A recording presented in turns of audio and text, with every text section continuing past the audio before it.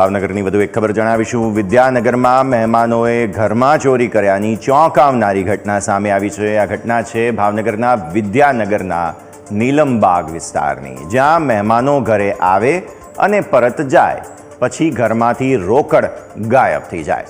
ઘરમાંથી રોકડ, સોના ચાંદીના દાગીના ગાયબ થઈ જતા મહેમાનો સામે જ ફરિયાદ નોંધાવવામાં આવી છે। 1,15,000 રૂપિયા રોકડા અને સોના ચાંદીના દાગીનાની ફરિયાદ નોંધાવવામાં આવી છે। ત્યારે મહેમાનો ઘરે આવ્યા અને ચોરી કરીને પરત ગયા હોવાના સીસીટીવી પણ જોવા મળી રહ્યા છે। હાલ સમગ્ર મામલે પોલીસે તપાસ શરૂ કરી છે।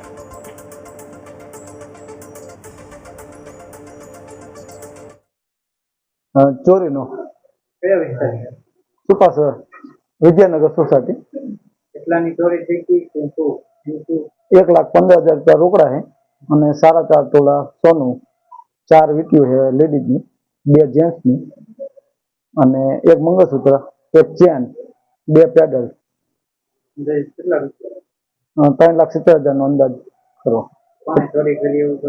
મારા સારાના વહુ છે, જયશ્રીબા વીરભદ્રસિંહ ગોયલ, ગામ સોનગઢ।